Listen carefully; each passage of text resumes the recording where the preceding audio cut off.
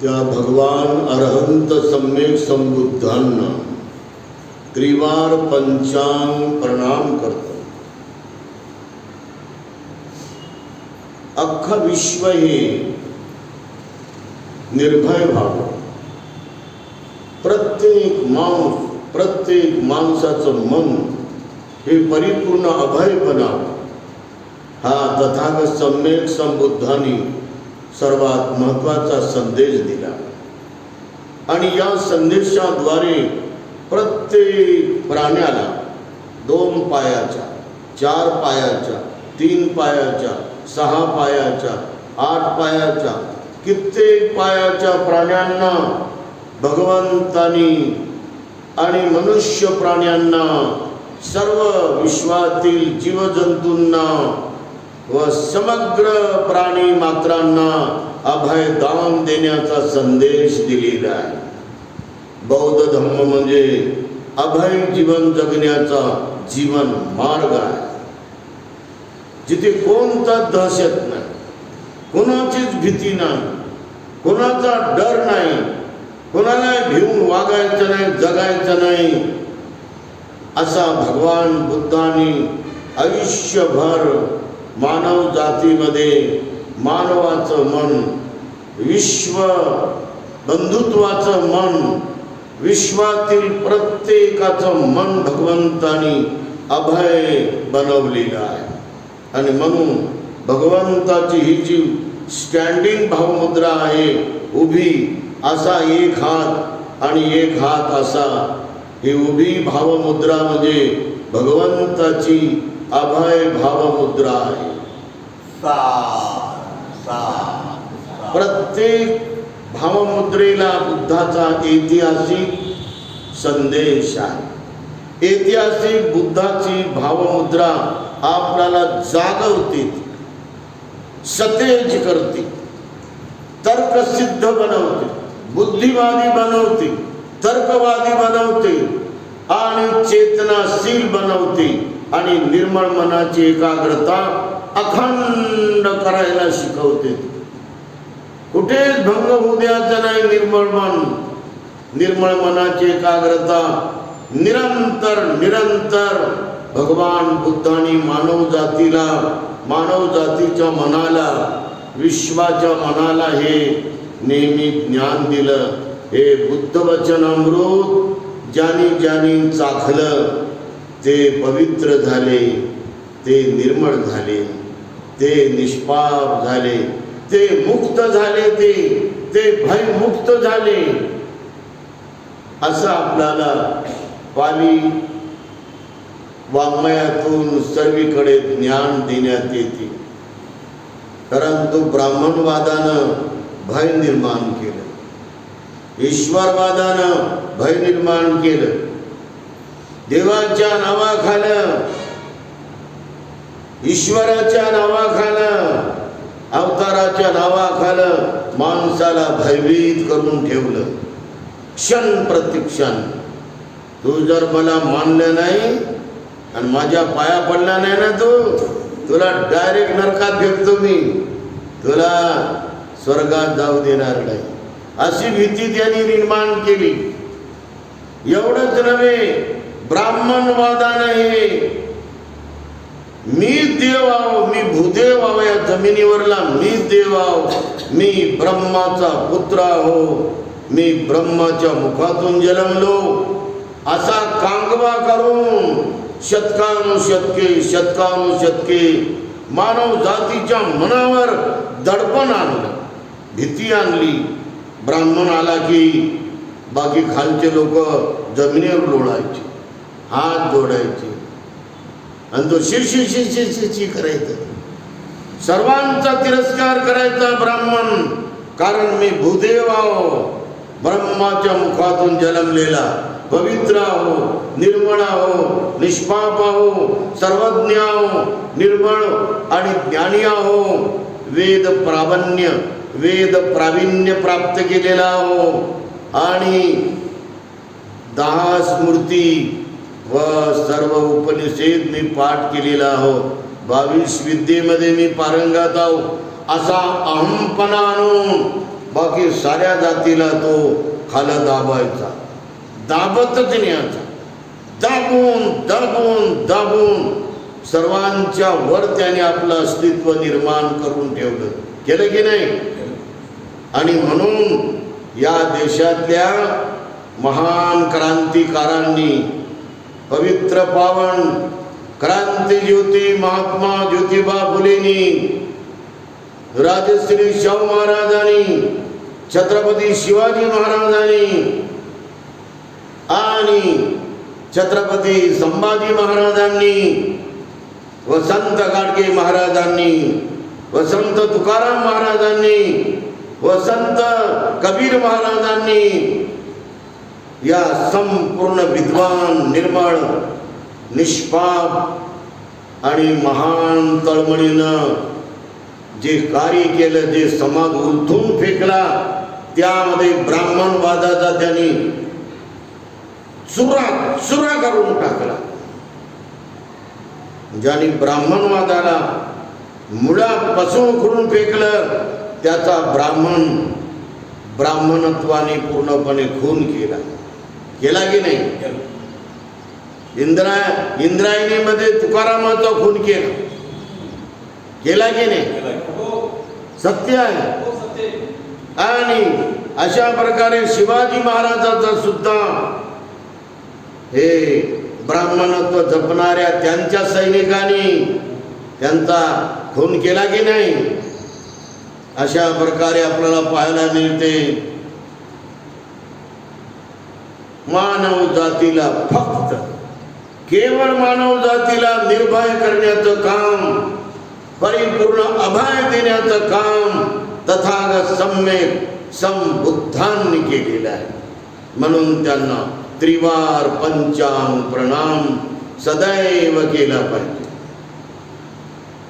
माणसाचं मन कशाला भयभीत होते, थोडा विचार केला पाहिजे. वाईट मन झालं की भयभीत होते,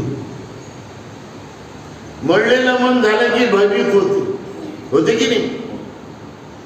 मनात जर क्रोध आला, मनात जर वासना आली, मनात जर कुणावर मोह बसला, मनावर जर कुणावर लोभ बसला आणि लोभानं ग्रासलेलं मन, मोहानं ग्रासलेलं मन, इच्छेनं पछाडलेलं मन हे भयभीत होत राहते. म्हणून फक्त भगवंतानी हे राग, ही आसक्ती, हा भाव, हे द्वेष, हे मोह, हे लोभ, ही वासना, ही तृष्णा या विकारातून कसं मुक्त व्हावं याची विधी या जीवन मार्गाच्या धम्मात शिकवलेली आहे. जेणेकरून आपल्या आतमध्ये एकही विकार हा जगू नये, तो वाढू नये, तो कायमचा मुळा सगळ बाहेर जावा, ही विधी भगवंताने शिकवलेली आहे. क्रमानं ते काढावं लागतं, एकदम निघत नाही. जशा महिला वर्ग शेतामध्ये निंदायला गेल्यानंतर एक ईद, 2 ईद गवत राहते, कुंदा राहते, हराळी राहते की नाही, त्याला निंदन करतात. ते मुळा सगळं पूर्ण ते सारं तण काढतात, मोठे मोठे झुडपं काढतात, मोठी मोठी हराळी काढतात, मोठे मोठे कुंदे काढतात. खोल कुंद्याला खोदून खणून एक इळा आतमध्ये जाईल हातभर एवढं कधी खोदल्या जातं. नाहीतर मजूर लोक खोदतात ते उन्हाळ्यामध्ये. कुंद्याचे मुळं काढण्यासाठी एक टोंगळाभर, एक हातभर, एक एक परसभर लोक हे बुंद्याचे मुळं काढतात. अशा प्रकारे भगवंतानी आपल्या अंतर्मनातील सारे रागाचे मुळं, आसक्तीचे मुळं, हाव करायचे मुळं, द्वेषाचे मुळं, लोभाचे मुळं, तृष्णेचे मुळं, 120 प्रकारच्या वासनेचे मुळं, मोहाचे मुळं खणून खणून प्रज्ञेनं खणावं लागतं ते. आणि अशी बाहेर काढायचा मार्ग दिलेला आहे. आपण जेव्हा याच्यामध्ये उतरतो तेव्हा आपण डोळे बंद करून 1 तास 2 तास आपल्या अंतर्मनातले सारे द्वेषाचे मुळं आपण कसे खणून काढतो याची आपल्याला प्रचिती येते, याची आपल्याला परिपूर्ण अंतर्ज्ञानाची अनुभूती येते. कशी वासनेची मुळं, कसे 120 प्रकारच्या वासना आपण काढत जातो, एक एक एक एक. धनाची वासना, कोण्या घराची वासना, कोण्या संपत्तीची वासना, कोणाच्या जनावराची वासना, कोणाच्या पोरीची वासना, कवळ्या मुलीची वासना. काय काय बदमाशाला आहे आणि त्यामुळं कवळ्या मुलीवर ते बलात्कार करतात. अशा नराधमांना, अशा पाप्यांना डायरेक्ट फाशी दिली पाहिजे की नाही. आणि अशाच प्रकारे जमिनीची वासना, ही जमीन मला मिळाली पाहिजे, हे सोनं मला मिळालं पाहिजे, हे पूर्ण 5 एकर मला मिळालं पाहिजे. याहून झगडे, तंटे, भांडणं, कोर्ट कचेऱ्या, अशा प्रकारे 120 प्रकारच्या वासना प्रज्ञेनं खणून खणून खणून आपल्याला बाहेर काढायचा भगवंतानी अत्यंत सम्यक पवित्र मार्ग दाखवलेला आहे. म्हणून अभय मुद्रेमध्ये आपण जितकी जास्त खोल जाऊ आणि आनापान सतीमध्ये श्वासावर जितके जास्त वेळ आपण बसू, 1 घंटा 2 घंटे घंटे घंटे, तेवढे आपल्या अंतर्मनातले मुळं आपोआप बाहेर येतात आणि मन मोठं शांत होते, मन मोठं गंभीर होते, मोठमोठं अशा प्रकारे समतेमध्ये येते. अंतर्मनाची समता ही आपली बलवान होते. आणि म्हणून अभय मुद्रा हे आपल्याला, अनापान भावमुद्रा ही आपल्याला बळ देते, धम्म बल आपल्या जागवते. भगवान या गावी त्या गावी पायानी प्रचार प्रसार करत राहिले. फक्त भगवंतानी या मानव जातीचं दुःख पाहून, या मानव जातीचे शोक पाहून, या मानव जातीचे अनंत अनंत भय, चिंता आणि मनोविकार बघून भगवान बुद्ध दररोज 20 किलोमीटर चालायचे. कधीच झोपले नाही ते, कधीच त्याने आराम केला की मी जेवलो जरा आता मला आराम करू द्या बरं, आनंदात संगाटी टाका जरा, मला आराम करायचा, असं कधीच बोलले नाही.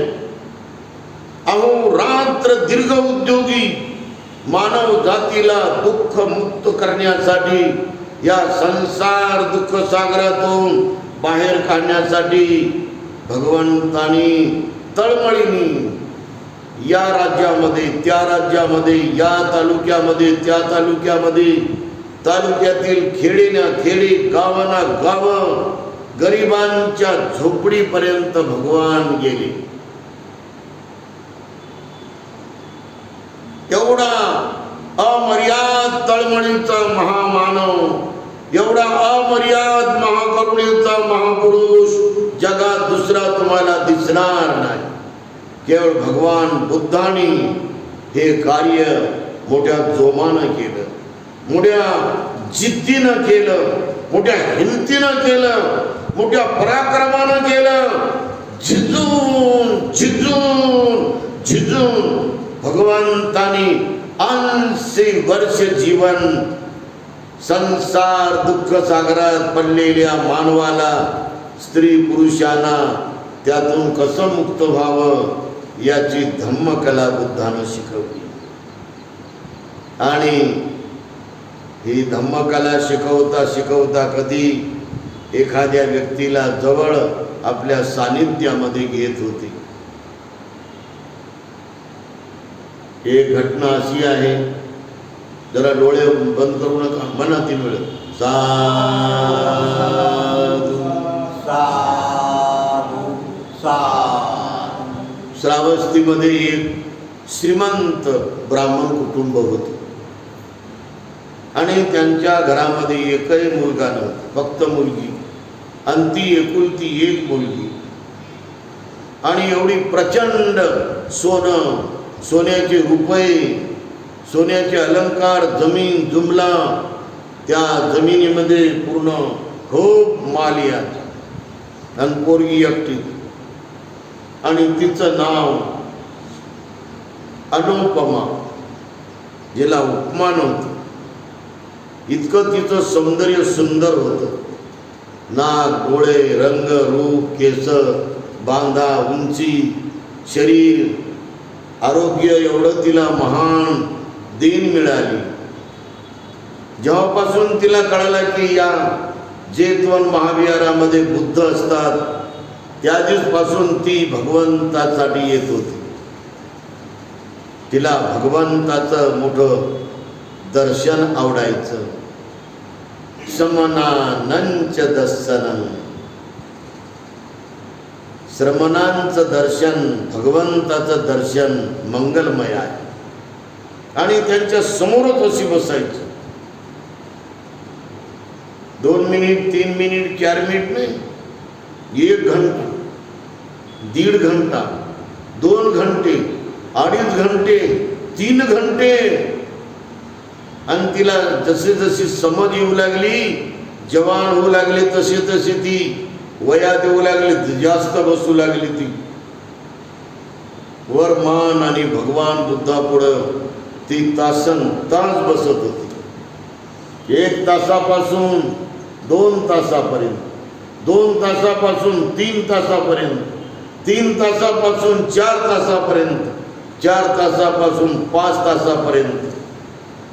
का अधिष्ठान आहे, याला म्हणतात अधिष्ठान, याला म्हणतात बुद्धाचा सन्मान, याला म्हणतात खरी बुद्धाची पूजा. जो तासन तास आपल्या श्वासावर निर्मळ मनाची एकाग्रता करतो, तीच खरी बुद्धाची खरोखर पूजा आहे. इमाय धम्मानु धम्मपटिपत्तिया बुद्धं पूजे.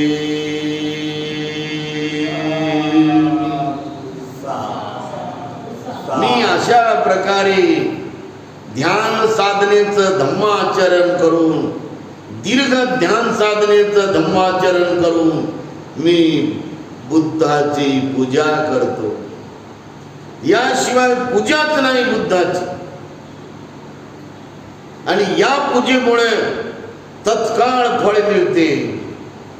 या पूजेमुळे आपले अंतर्मनातले सारे विकार, मोठ्या मोठ्या गाठी, पिळून पिळून लावलेल्या 40 वर्षाच्या, 50 वर्षाच्या, 60 वर्षाच्या गाठी मोठ्या मोठ्या झालेल्या अशा उकलत उकलत विरघळत विरघळत द्वेषाच्या गाठी विरघळत जातात. क्रोधाच्या गाठी, अभिमानाच्या गाठी, घमेंडीच्या गाठी, अहमपणाच्या, मीपणाच्या गाठी अशा उकलत उकलत विरघळत विरघळत जातात.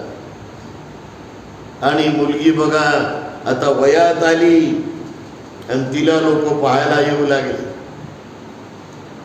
श्रावस्ती ही महानगर असल्यामुळं एकापेक्षा एक तिथे श्रीमंत, एका सेठपेक्षा दुसरा सेठ मोठा, भल्ला मोठा अब्जपती त्याच्याकडे धन, आणि असा एक एक सेठ अब्जपती त्याच्या घरी येऊ लागला ब्राह्मणाच्या.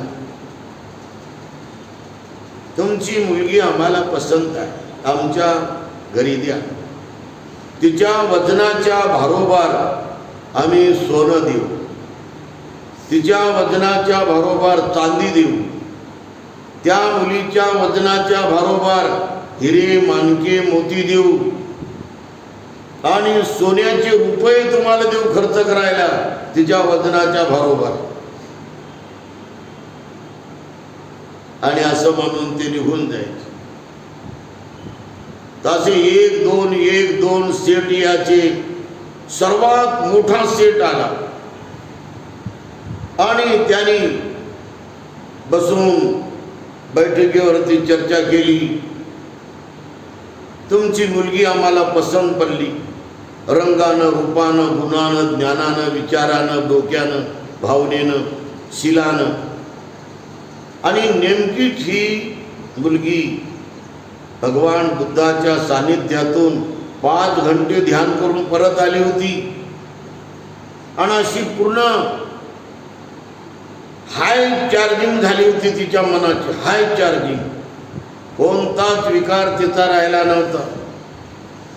तिला या संसाराचं काही आकर्षण राहिलंच नव्हतं. या संसाराच्या इंद्रियाचं आकर्षण तिच्या मनात कोणतंच नव्हतं. या डोळ्याला रूप पाहिल्यावर ती भुलत नव्हती कुणावर, या कानानं शब्द ऐकल्यावर कोणावर भुलत नव्हती, या नाकानं गंध सुंगल्यावर तिचं मन गुरफटून जात नव्हतं, या जिभेनं रस चाखल्यावर तिचं मन विचलित होत नव्हतं, त्याच्यात गुंतून जात नव्हतं. आणि या शरीरानं कोण्या शरीराला स्पर्श केल्यावर जी सुख संवेदना होते त्या संवेदनेमध्ये, त्या सुखामध्ये पण ती गुरफटून जात नव्हती. आणि मनाला जेवढे विषय लागतात आवडणारे त्या विषयामध्ये ती वाहत वाहत कधीच जात नव्हती. इंद्रियाच्या पलीकडे गेली होती ती. इंद्रियातीत ज्ञान तिला झालं होतं. इंद्रियाच्या आतमधलं ज्ञान हे माणसाला शुद्ध करत नाही. इंद्रियाच्या आतमधलं ज्ञान, इंद्रियाच्या पलीकडलं ज्ञान, इंद्रियातीत विद्या, इंद्रियातीत ज्ञान ते माणसाला पूर्ण गुणवान बनवते, परिपूर्ण निष्पाप बनवते, परिपूर्ण उच्च ज्ञानाकडे नेते.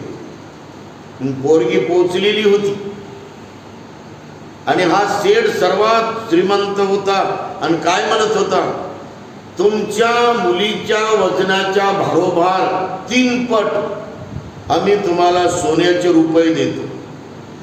तुमच्या मुलीच्या वजनाच्या भारोभार तुम्हाला सोनं 3 पट देतो आम्ही. वजन जर 45 असेल तर 3 पट किती झालं बघा. आणि तुमच्या मुलीच्या वजनाच्या भारोभार संपूर्ण मालमत्ता आम्ही 3 पट तिच्या नावानं देतो. तर असा दरवाजा आता इकडं पोरगी बसली होती, तिची माय, आणि असं समोर तो ब्राह्मण आणि ते शेठ आणि त्याचा पोरगा. तर पोरगी म्हणते मधातून, पप्पा माझ्या लग्नाची काही तुम्ही घाई करू नका, मी आताच भगवंताजवळ त्यांचं दीर्घ सानिध्य घेऊन मी ध्यान करून आलेली आहे. मला आता लगेच बुद्धाकडे जायचं, आपली परवानगी घेऊन मला भगवान बुद्धाच्या संघामध्ये प्रवेश करायचा आहे.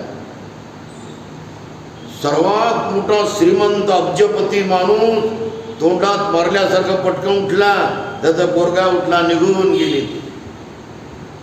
आणि पोरगी बापाच्या पाया पडली, आईच्या पाया पडली, म्हणे मी चालली आता भिक्खुनी बनायला.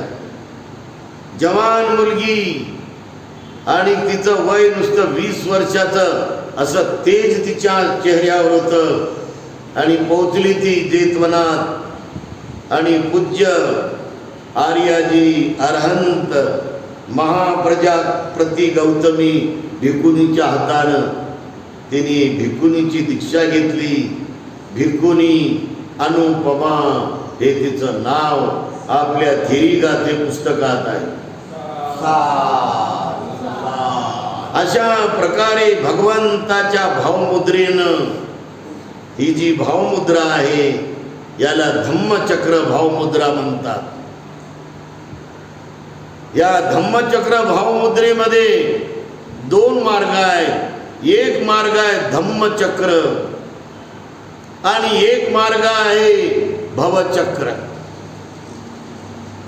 धम्मचक्रातून भवचक्रात जाणारे जगात विश्वात खूप लोक आहेत, परंतु भवचक्रातून धम्मचक्रात जाणारे फार कमी लोक आहेत. काठाकाठानं तर खूप चालतात, काठाकाठानं चालतात ते, न तर काठावरच उभी राहतात आणि तिकडून तिकडं जातात. भगवंताचा मार्ग हा धम्मचक्राचा मार्ग आहे. शील, समाधी आणि प्रज्ञा. शील, समाधी आणि प्रज्ञा हे धम्मचक्र. भवचक्राचा मार्ग आहे राग, द्वेष, मोह, कामतृष्णा, भवतृष्णा, विभवतृष्णा हे भवचक्र आहे. सर्वांचं मंगल हो. साधु साधु साधु. सब्बे सत्ता सुखी हुंतु. सब्बे हुंतु केमिनो. सब्बे भद्राणि पश्यन्तु मा कञ्चित् दुःखमागमात्.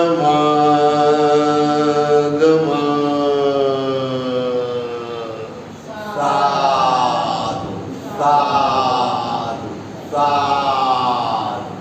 बुद्धं नमामि, धम्मं नमामि, संघं